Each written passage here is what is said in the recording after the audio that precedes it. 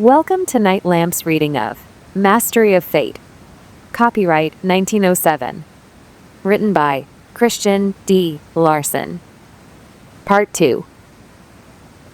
Man is inherently master over everything in his own life, because the principle of his being contains the possibility of complete mastership, and the realization of this principle produces the attitude of self-supremacy. While mind is in this attitude, only those impressions are formed that are consciously selected. Consequently, only those thoughts are created that conform to the purpose which may predominate in mind at the time. To remain constantly in the attitude of self-supremacy is therefore the secret of original thinking.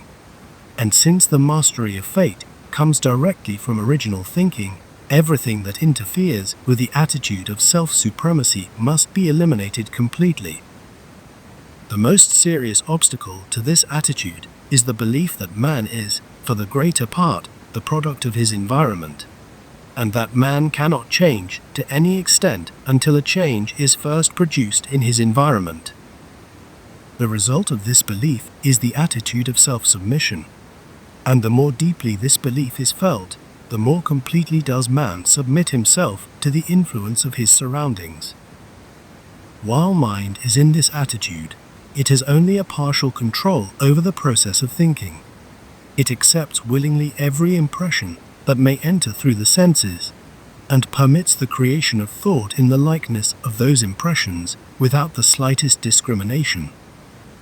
To remove the attitude of self-submission, man must cease to believe that he is controlled by environment, and must establish all his thinking upon the conviction that he is inherently master over his entire domain. This, however, may appear to be not only impossible, but absurd, when considered in the presence of the fact that man is controlled by environment. To tell a man to cease to believe as true that which he knows to be true, may not, at first sight, seem to contain any reason. But at second sight it proves itself to mean the same as to tell a man to leave the darkness and enter the light. When man ceases to believe that he is controlled by environment, he departs from a belief that is detrimental, and when he begins to realize that he has the power to completely control himself, he enters a conviction that is favorable to the highest degree. While he is in the attitude of self-submission, he is controlled by environment, and the belief that he is thus controlled is true to him. But when he enters the attitude of self-supremacy, he is not controlled by environment. Therefore, the belief that he is controlled by environment is no longer true to him. While we are in the dark, we can truthfully say that we are in darkness. But when we enter the light, we cannot say, truthfully, that we are in darkness. There is such a thing as being influenced by conditions that exist in our surroundings. But when we transcend that influence, we are in it no more.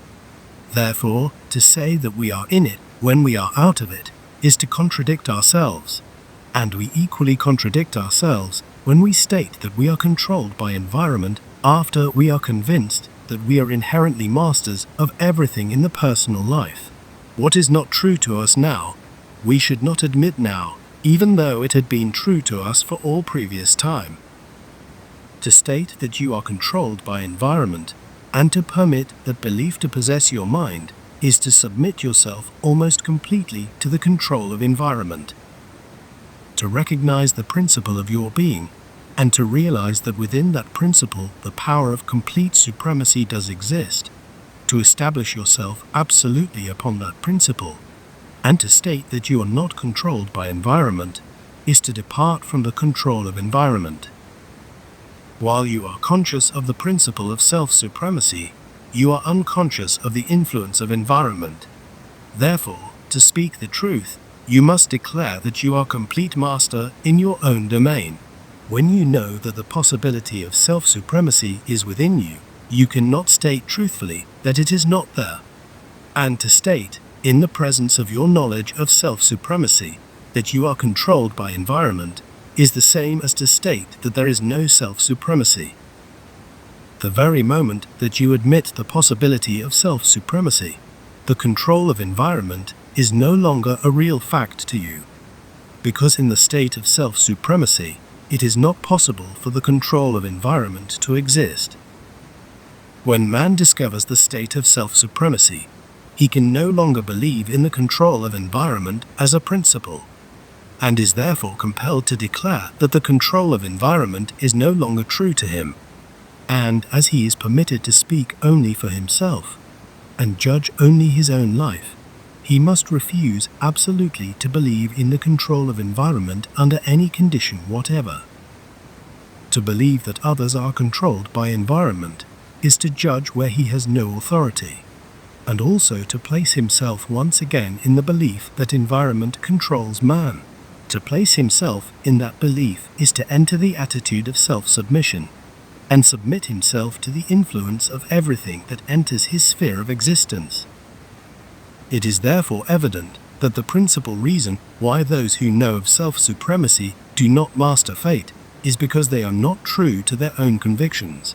They believe that the principle of self-supremacy exists, but they also believe that the control of environment exists. They try to believe both to be true at the same time, which is impossible. If the one exists as a living power in the life of a person, the other does not exist in the life of that person.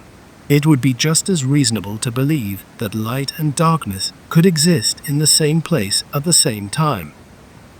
To try to believe in the idea of self-supremacy and the control of environment at the same time is to live in confusion, and he who lives in confusion controls practically nothing. He is therefore more or less controlled by everything. When man is convinced that he is, in himself, master over his life, he can no longer believe that his life is controlled by environment. He must absolutely reject the latter belief. Both cannot be true to any one mind. Therefore, every mind must decide which one of these beliefs to accept as absolutely true, and which one to reject as absolutely untrue. The mind that does not wholly reject one of the two is trying to serve two masters, which is impossible. He who tries to serve two masters will serve the one only, and that one will be the false one, because whoever tries to serve two masters is false to himself, and will consequently serve that which is false. In this connection, it may be questioned how we know that the principle of self-supremacy does exist, and how we know that complete mastership is inherent in man. But we do know, because man does exercise complete mastership over certain parts of his being at certain times, and the fact that he does this proves the existence of the principle. If the principle of self-supremacy did not exist, man could not exercise complete control over anything at any time. But every mind demonstrates supremacy many times every hour. The mastership exercised over mind and body in various ways may be confined to limited spheres of action. But within those spheres of action the mastership is complete, and those spheres will expand constantly as the principle of self-supremacy is applied on a larger and a larger scale. Since the principle of complete control exists in man, there is a way to apply that principle in everything, and at all times. But to accomplish this, the attitude of self-supremacy must prevail at all times, and under all conditions. While man is in the attitude of self-supremacy, he exercises complete control over certain things in his life. But when he enters the belief that he is controlled or influenced by other things, he leaves the attitude of self-supremacy and ceases to exercise his complete control. In the present state of human development, the average mind is so constituted that it oscillates from one state to another, remaining the greater part of the time in the attitude of self-submission, due principally to the fact that we are seldom absolutely true to the higher conviction, and also because we try to think that both beliefs are true at the same time. Consequently, the great essential for man in his present state is to accept the high conviction as an absolute truth, and be true to that truth every moment of existence. To be true to that truth, he must refuse absolutely to believe that he can be controlled or influenced by anything or anybody. He must depart completely from the belief in the control of other powers, and must recognize in himself the only power to control, the power to control completely everything in his own domain. Nor is this a contradiction, because when man enters the consciousness of self-supremacy, he cannot submit his self to any outside influence. Therefore, there are no outside influences in action in his life. And when this is the case, he cannot believe in the existence of outside influences as far as he is concerned. When nothing is trying to control him, he cannot truthfully say that he is being controlled, nor even that he is liable to be controlled. When man is in a state of self-supremacy, he is in a state where no influence from without exists. He is in a world where the power of self-mastery is the only controlling power. Therefore, he cannot truthfully recognize any other. While in the attitude of self-submission, your mind is open to all kinds of impressions from without, and consequently, your thinking will be suggested to you by your environment. The result is that you will become like your environment, and will think, act, and live as your environment may suggest. If your environment be inferior, you will think inferior thoughts, live an inferior life, and commit deeds that are low or perverse, so long as you are in the attitude of self-submission. But if you should submit yourself to a better environment, your life, thoughts, and deeds would naturally become better. In each case, you would be the representation of the impressions that enter through the senses. However, the very moment you pass from a superior environment to one that is inferior, you will begin to change for the worse, unless you have in the meantime attained a degree of self-supremacy. To enter a superior environment will not of itself develop self-supremacy, nor the art of original thinking, because so long as you permit yourself to be influenced by environment, you prevent your mind from gaining consciousness of the principle of self-supremacy.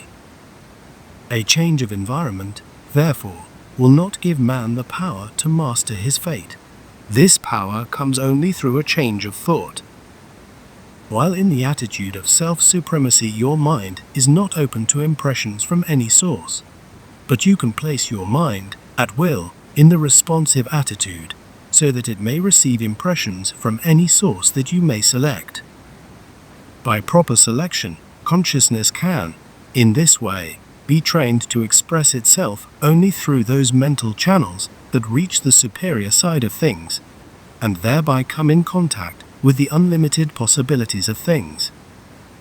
From impressions received through this contact with unlimited possibilities, mind will be able to form original thoughts that embody superior powers and attainments. And as man becomes like his thoughts, he will, through this process, become superior. Instead of being controlled by the impressions received from environment, he will control those impressions and use them as material in the construction of his own larger life and the greater destiny that must follow. While mind is in the attitude of self-supremacy, man's contact with the world will not affect him contrary to the way he desires to be affected, because he controls the impressions that come from without, and can completely change their natures before they are accepted in consciousness, or he may refuse to accept them entirely. In the midst of adversity, he does not permit the adverseness of the circumstances to impress his mind, but opens his mind to be impressed by the great power that is back of the adversity. His mind is not impressed by the misdirection of power, but by the power itself. Therefore, instead of being disturbed, he is made stronger. There is something of value to be gained from every disagreeable condition, because within every condition there is power, and there are always greater possibilities latent than the surface indicates.